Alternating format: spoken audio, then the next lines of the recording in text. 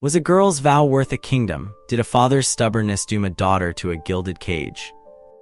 And could a single, defiant act unravel a carefully woven tapestry of social obligation? Let's dive into a story that smells of incense, whispers of rebellion, and the surprisingly sticky business of keeping a young woman from marrying a man she desperately didn't want to. It started, as these things often do, with a family. Not just any family, mind you. We're talking Anglo-Saxon nobility, the kind who still clung to old ways while the Normans were busy building castles and rewriting the rules. Think of it like a really awkward family reunion. Everyone's trying to remember who's who, and the younger generation is actively ignoring the elders. This particular family, the Auttis, were firmly in the old ways camp, steeped in tradition and apparently a healthy dose of stubbornness. Their daughter Theodora, later christened Christina, was born into this world, a girl of uncommon holiness and beauty, according to the bloke who wrote about her later, and let's be honest, he had a vested interest in making her sound like a saint. The Auttis weren't exactly having a booming time. The Normans had arrived, bringing with them a different way of life, a different set of expectations. Suddenly, being a noble wasn't just about owning land and having a fancy title. It was about fitting in, about playing the game the Normans had set up. Christina's family, however, were determined to remain stubbornly Anglo-Saxon, a tiny island of tradition in a sea of French influence. Their solution? A pilgrimage. A desperate plea to St. Alban, a local martyr, for protection. They bundled Christina off to a monastery, hoping the holy vibes would somehow ward off the encroaching Norman influence. And well, it seemed to work. Christina, a surprisingly practical girl, took one look around and declared the monks were incredibly lucky. She wanted in. Not for the religious aspect, though she certainly seemed to embrace it, but for the quiet, contemplative life. She wanted to be a nun. Now, this was a problem. Audie and Beatrix, her parents, had other plans.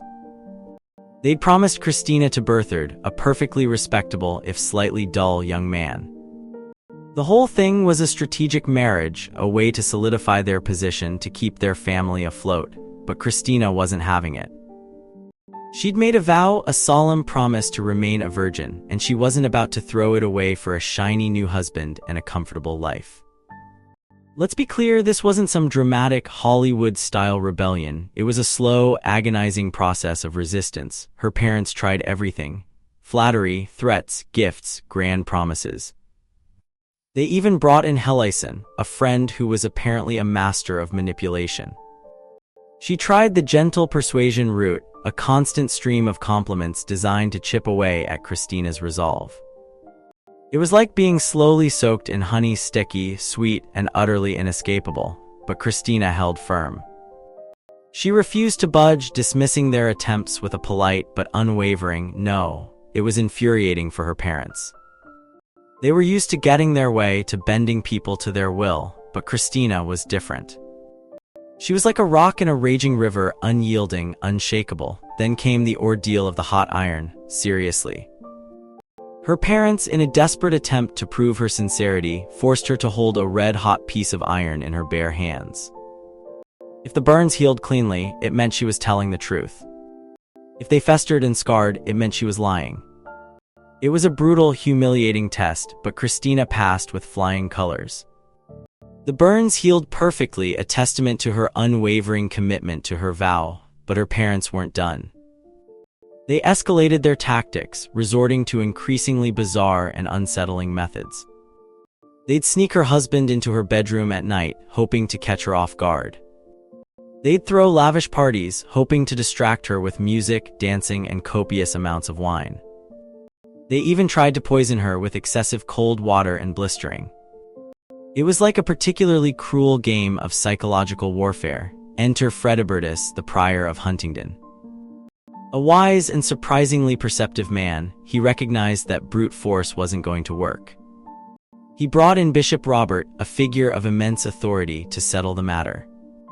The bishop, surrounded by a posse of anxious nobles, listened to the details of Christina's resistance. The arguments were predictably complex. Her parents insisted she was defying tradition, dishonoring her family, and jeopardizing their social standing. Christina countered with a surprisingly sophisticated argument about the importance of honoring one's vows and the inherent goodness of a life dedicated to God. She quoted scripture, debated theological points, and generally outsmarted everyone in the room.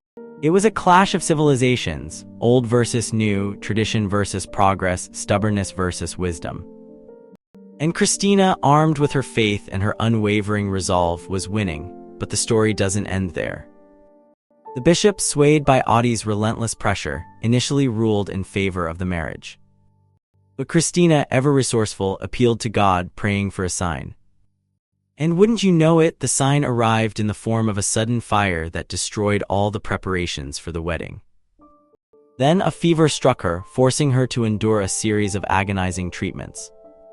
It was a masterclass in manipulation, a desperate attempt to break her spirit. But Christina remained steadfast, a beacon of defiance in a sea of conformity. Now let's talk about Ingemund, a Viking with a penchant for real estate and a surprising amount of shrewdness.